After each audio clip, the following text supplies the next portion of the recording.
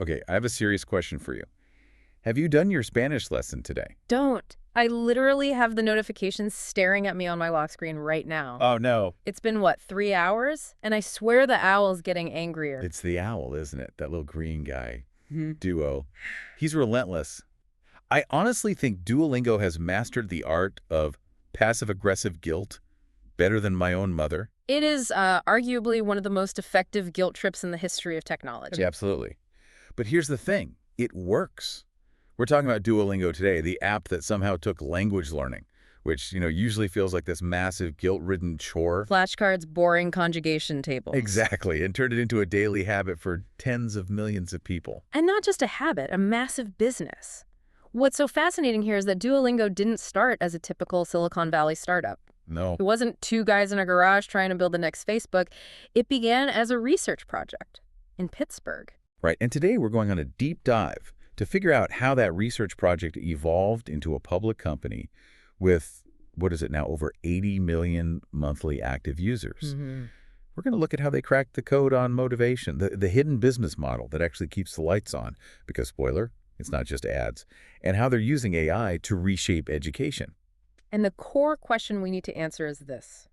How did a company founded on the promise of being 100% free forever build a sustainable empire while treating user motivation like, like a scientific experiment? Let's unpack this, Yeah. because the origin story here is honestly kind of wild.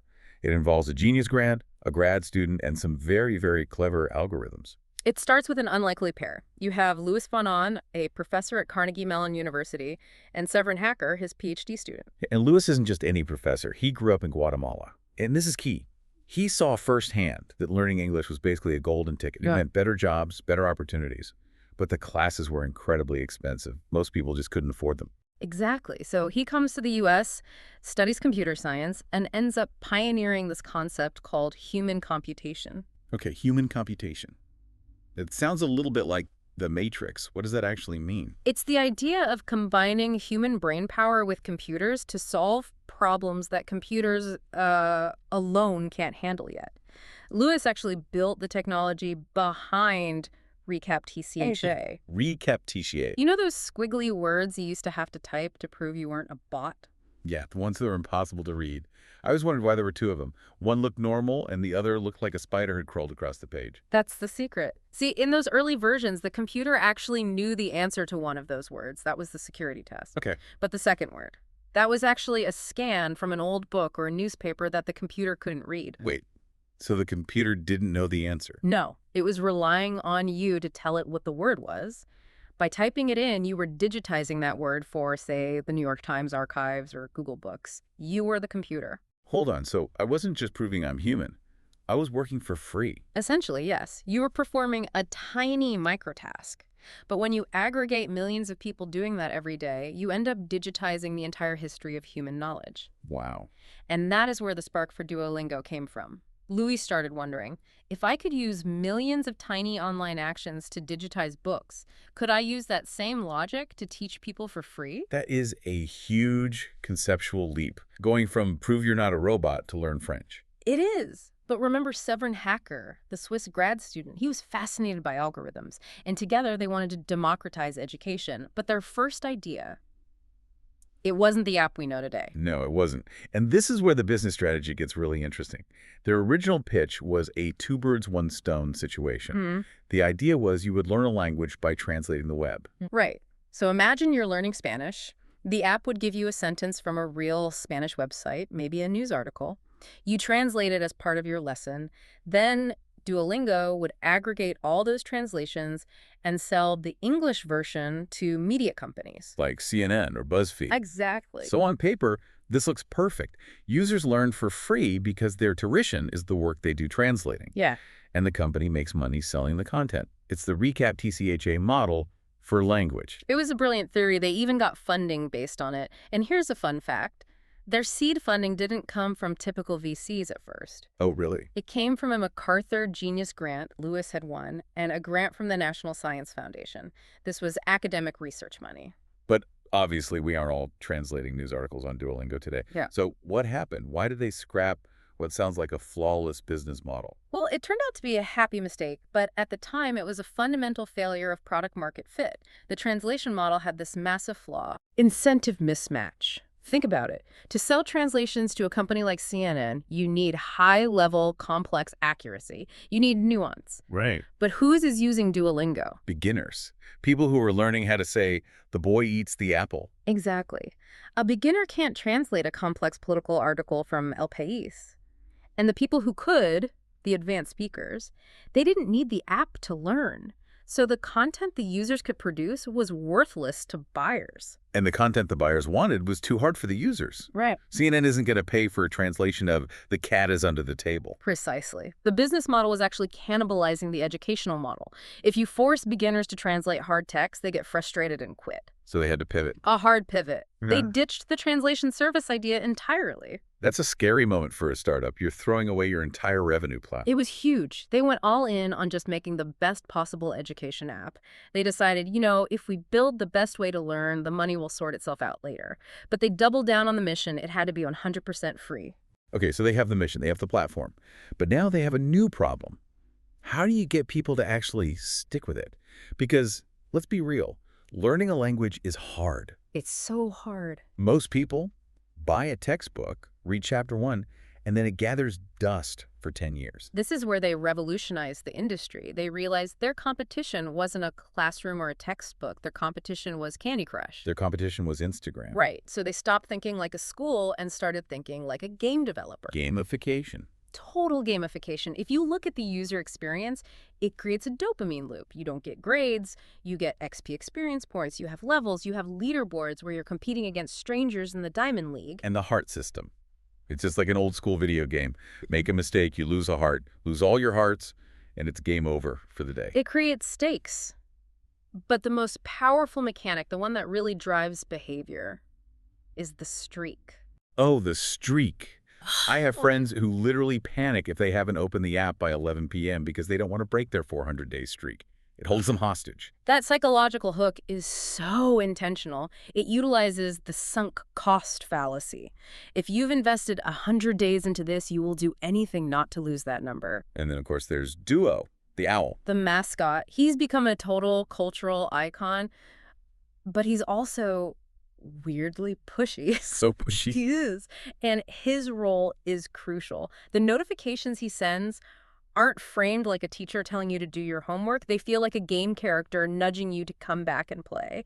And this isn't random guessing on their part. Right. I've read that they test this stuff relentlessly. Oh, it's not just testing. Under the hood, Duolingo is basically one giant behavioral science experiment. They A/B test absolutely everything. And I don't just mean button colors. They test emotional manipulation. Give me an example. Okay, so they ran an experiment on notifications. They tried a cheerleader version. You can do it. Come back. And they tried a passive-aggressive version. These reminders don't seem to be working. We'll stop sending them for now. Oh, wow. The breakup text. Exactly. And guess what? For a significant portion of users, the passive-aggressive guilt trip worked better. It spiked engagement. They treat motivation as an engineering problem. That is fascinating, but also a little dark. It's weaponized psychology. It is. But they would argue they're using those powers for good, to get you to learn French, not to doom scroll social media. And by 2013, 2014, after they launched on iOS and Android, this approach just caused an explosion in growth. They became the most downloaded education app in the world. In the world. Okay, but we have to address the owl in the room. If the mission is free forever, and they ditched the translation business, Yeah. how do they make money? Because servers for 80 million users are not cheap. That is the billion-dollar question. For a long time, they relied on venture capital, but eventually they had to solve the monetization puzzle. And they couldn't just slap a paywall on it. That breaks the whole mission. Right. So they adopted the freemium model, which is pretty standard in gaming. The core content remains free, but it's supported by ads. If you don't want ads or you want extra perks, you pay for a subscription. That was Duolingo Plus, right? Launched around 2017. Yes, now it's called Super Duolingo, and it's a delicate balance. They have to make the free version good enough that people actually learn, but make the paid version attractive enough that a small percentage of users will subsidize everyone else. It's like a Robin Hood model. The subscribers pay, so the rest of the world can learn for free. That's a good way to put it. But there's another piece of the puzzle that often gets overlooked, and it's actually a brilliant bit of business strategy, the DET, the Duolingo English Test. I've heard of this. It's like their version of the TOEFL or IELTS exams. Exactly. Now, think about the traditional exams for international students. They are expensive, usually around $200. You have to travel to a specific test center. Yeah, if you live in a rural village in Vietnam, just getting to a testing center is a huge hurdle. A massive hurdle. So in 2014, they launched the DET. It's an on-demand online test. You take it from your bedroom for about $50. It uses AI to proctor the exam via your webcam to make sure you weren't cheating. Hold on. That completely undercuts the entire industry. You've removed travel, you've slashed the cost. And because it's digital, the margins are massive. It's practically pure profit. And over time, thousands of universities, including places like Yale and Duke, started accepting it. So, wait, the free app brings in users. A huge chunk of those users are learning English to improve their lives, and then Duolingo offers them the certification they need at a quarter of the price of the competition. Exactly. The app is the funnel. It's a genius ecosystem. This became a high-margin revenue stream that supports the free mission without relying just on ads. That is incredibly smart. It fits the mission of access, but it's a serious moneymaker. And it helped propel them toward going public. By 2020, their revenue had jumped to over $160 million. In 2021, they IPO'd on the NASDAQ, ticker DUOL. So they go from a research grant to a $500 million IPO. That's quite the journey. And they didn't stop there. Once they proved this gamified model worked for languages, they started asking, what else can we teach? Right, I've seen this. They have Duolingo Math now. Yes, and Duolingo Music. And Duolingo ABC for childhood literacy. They realized the bite-sized lesson format isn't just for Spanish or French. It applies to any skill that requires daily repetitive practice. I tried the music one. It's literally teaching you to read notes on a piano by playing a game on your screen. It's surprisingly fun. That's the goal. They are trying to become the go-to app for any kind of learning. And as of 2024, they have around 80 million monthly active users. That is just a staggering number for an education company. It really is. Now, we have to talk about the buzzword of the decade, AI. Everyone is using it now, but Duolingo has been at this for a while, haven't they? They have. AI has been part of their DNA since the beginning. It powers the spaced repetition algorithms. Spaced repetition. It's a learning technique. The app tracks which words you struggle with, and it calculates the exact moment you're about to forget a word, and then serves it up to you in a lesson. It's all AI-driven. It personalizes the difficulty so it's just right. So it's challenging, but not so hard that you quit. Precisely. But recently, they've leveled up with generative AI, the ChatGPT stuff. Right. They launched a new subscription tier called Duolingo Max in 2023. It's powered by GPT-4. What does that add to the experience? Two main features. First, explain my answer. In the past, if you got something wrong, it just told you the right answer. Now you can tap a button and the AI acts like a tutor, explaining why your answer was wrong. That is huge. That's usually the gap between an app and a real teacher. Exactly. The second feature is role play. You can practice real-world conversations with AI characters. You might have to order coffee in Paris. The AI reacts to what you say, so it's not just a script. That sounds amazing. But it also leads us to the big critique of Duolingo. We've all heard it. Can you actually learn a language on an app? Like, are you really fluent, or are you just good at playing the Duolingo game?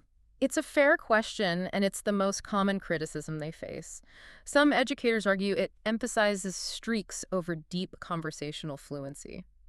You might be able to translate a sentence about a green apple, but can you hold a complex conversation about politics? Yeah, I've definitely felt that. I can read a menu, but if the waiter asks me a follow-up question, I just panic. And Duolingo's defense is pretty grounded. They view themselves as the on-ramp. The on-ramp. Yes. Think about it. Most people are never going to sign up for an expensive immersive course as a first step. It's too intimidating, too expensive. Duolingo lowers the barrier to entry to zero. It's about getting you started. It builds the habit. If Yeah. they can get you to practice for 15 minutes a day, that's infinitely better than doing nothing. They aren't trying to replace total immersion. They're trying to make that first step accessible to everyone. That makes sense. It's a supplement. Right. And looking at the future, that seems to be where education is heading, a hybrid model. You use apps like Duolingo for the daily drills, the stuff computers are really good at, and then you combine that with human interaction for the nuance. It's not either. It's both hand. Precisely, and the scale of it is what matters. By removing the price barrier, they allowed millions of people to learn who simply wouldn't have had the chance otherwise. That's a fundamental shift. It really is impressive when you step back and look at it. They took a concept that started with, let's translate the web, and ended up with a NASDAQ-listed giant teaching math and music. And they did it by respecting human psychology. They understood that motivation is the bottleneck. You can have the best curriculum in the world, but if people are bored, they won't learn. By solving for both of them, they solved for learning. So what does this all mean for us? I think it means that the way we acquire new skills is fundamentally changing. It's becoming bite-sized, mobile-first, and yes, gamified. I love that. And look, whether you're protecting a 4,000-day streak or you're the person who deletes the app because the owl is too passive-aggressive, you have to admire the system they've built. Absolutely. That brings us to the end of this deep dive into Duolingo. We've gone from Guatemala to Pittsburgh to your pocket. It's been a fascinating journey. Before we go, though, I want to circle back to where we started. To recap TCHA. The traffic lights. Right. Louis Van Ahn started his career by tricking us into digitizing books, by proving we weren't robots. Now, he's tricking us into learning French by playing a game. It does create a pattern, doesn't it? It does, and it makes you wonder, what else are we playing right now that's actually working for someone else? If Duolingo can make 80 million people work for free to improve themselves, what happens when that model gets applied to things that aren't so benevolent? We are the human computation. Exactly. That is a thought I'm going to sit with. Maybe I'll think about it while I do my Spanish lesson so the owl doesn't come for me. Good luck with that. Thanks for listening to this deep dive. If you learned something new, share this with a friend. Maybe even practice your new language skills on them. We'll see you next time.